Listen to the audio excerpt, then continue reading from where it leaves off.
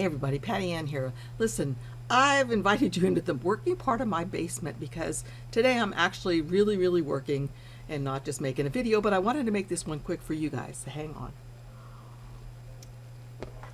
I think, and I'll double check and put a little blurb up here, but I think you might have to have Stitch Artist Level 3 to do this. I'm not positive though. What I'm doing is I'm making this apron. Now I've made this apron about 4 different times, and this time though I'm making it for my friend that I go bird watching with, and she loves crows. So I decided I got some really cute crow fabric, and I decided to put a crow applique on the front. Whoops. And I think it turned out pretty cute. Okay, so what I'm going to do is show you how to find a piece of clip art on the internet and to make it into an applique using Stitch Artist. So again, welcome to my messy part of my basement. You can see my long arm machine back there and all my junk. But that right there, I can't figure out where to point. That was thanks to Joni. I love it. So anyway, let's get started. Okay, the first thing I did was I went to this place called freepik.com, and it opens like this, and I just typed up in here crow. Whoops, spell it right. Oh brother. C-R. Okay, crow. And then right now I changed this right here so it say free, and whoopsie, free. I don't want to do that. Go back. Click free, and I changed it to vectors. Okay, so then I started scrolling through here looking at all the free vectors that I could download. And I didn't find one here. So I just wanted to show you this spot because you can find lots and lots of things that you can use here for all kind of stuff. Wouldn't that be cute for Halloween? Sublimated on a shirt or something, and you could put text in here, or you could embroider in there. So what I ended up doing was going to this place called freeimages.com, and I went to vectors and hit enter, and then it came up with all of these, and I chose this one right here because it looked really simple. So I clicked on it. It's a vector download. I clicked free download, and then it downloaded onto my computer. Okay, and then I opened Embrilliance, and recall that I said that you just have to have Stitch Artist Level 2 to be able to do this. And there's tons of stuff you can do with Stitch Artist Level 2. So what I'm going to do now is I'm going to come up here to the upper left-hand corner where it says Vector. And I'm going to import the vector. So usually it would come right here to my downloads. And here's the folder that it made. And I'm going to click on Crow Clip Art and say Open.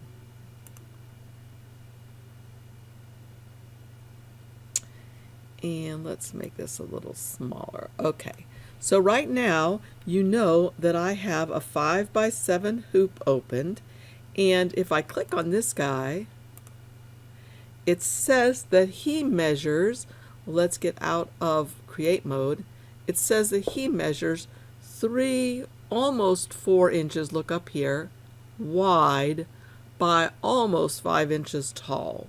So that's a good size. If I want to, I could make him larger. So here he is. And now what I'm going to do, I'm going to click on him. And I'm going to go back into create mode.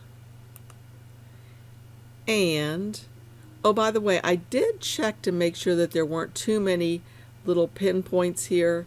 So if you can see, I'm holding down my space bar and I can move this. Like I could get rid of 1 or 2 of these by clicking on it and hitting delete so that there aren't quite as many of these little nodes.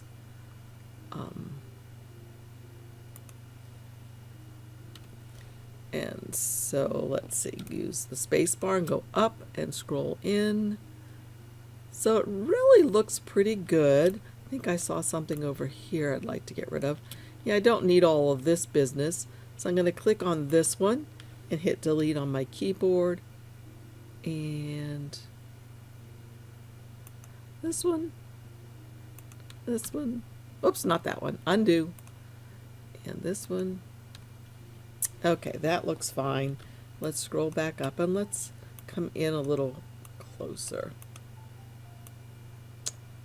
All right, there we go. And move him over by holding my space bar. Okay, I like how he looks pretty good. With create mode selected, I'm going to come down here to this button that says applique. Well, I need to click on him first and then change it into an applique. So there he is, just like that. He's now an applique. I do want to change a few things on the applique. Now, if you uncheck create mode and then you go to applique, notice down here in the properties panel, you do not have a lot of things that you can do. You must make sure you're still in create mode when you click so that you see all these properties down here. Now, if you'll notice, it has it doing the E stitch. I think I'll just have it do a zigzag. And this is something you're going to want to do a test sew for. How dense do you want it to be? If you want it to be more sparsely zigzagged, you go up and you can just test this. If you want your stitch width to be smaller, you can go down. And let's see, I could check fabric preview. Remember that one video I did where I showed you how you can actually preview your own fabric in here? That's a fun video. Maybe I can link it up above. But we're going to do the position stitch and we're going to do the material. So the position tells you where to put your thing and the material tacks it down. So let's just run the stitch simulator to see what this is going to do. So I click up here for the stitch simulator and I can let it run by itself if I want to, or I can drag this little box. So the first thing it's going to do is do the placement stitch. So I know where to place my cutout file. Now, since I'm going to have sticky stuff, iron-on stuff on the back of my piece of fabric, I won't really need to do the tack down, but I can let that run if I'd like. And this second stitch is the tack down, and then the third stitching is the zigzag that I chose. Okay, now there is something else we need to do. Let's go back into create mode, and we're going to click on down here in the properties panel the applique position. What I'm going to do now is I'm going to be making the file that I'm going to use as my cut file for my object. And I'm going to use it in my portrait machine, my silhouette portrait. Notice I don't use a special blade. I don't need a special blade because I'm putting Steam a Seam 2, light Steam a Seam 2. I'm ironing that onto the back of my fabric, and then I'll place that down on the mat, and I'll show you that in a sec. But right now, here we are. Let's go back again. We came to applique, and if it shows up like this, we'll go to color. Then I'm going to go to applique position, and up here I'll go to applique again. Okay, and you can pause this and practice this with your own objects. While I'm here, for cutting, you see where it says cutting? I'm going to inflate my object by 1.5 millimeters. So I'm using this scroll bar and going up 1.5, like that. And then I'm going to save this file for my cutting machine. So I click on Save. And notice when this box comes up, it says Crow Clip Art SVG, and it says I'm going to be cutting the scalable vector graphic. And remember, that's what we use in our cutting machines. So you just save it. Okay, again, this is the product that I use, and I'll link it for you down below so you don't forget, or if you want to find it. And it comes out and it looks like this, has like a grid on it.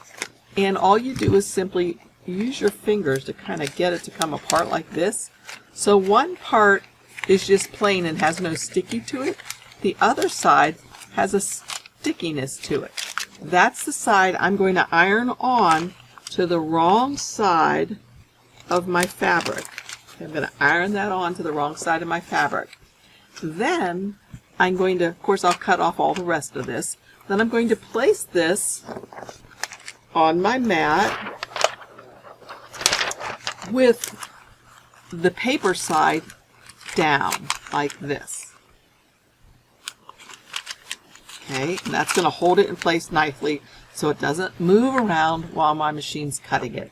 Then I'll cut it out and I'll just put it where my placement stitch shows me to place it on my project, and I'm ready to continue on. So that's how easy it is to make an applique out of, let me get my pen, something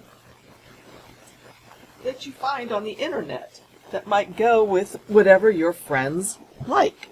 So my friend Gail, as I said, she likes crows. We do bird watching together, but she also likes kitties. So I use this cute kitty fabric. Sorry, it's upside down for you right now, because this apron is reversible. And here's the name of the apron again, in case you'd like to make some. It's really easy to make. I've made a bunch of them already. So I hope you liked this tutorial. I hope you found it helpful. And if you liked it, please, please, please, please give me a thumbs up and subscribe and give me some comments down below. I love to read your comments. I don't always have time to talk back to you or to answer all of the questions that I get, but I do enjoy reading through the stuff. So again, thanks for joining me, and I'll see you guys again soon.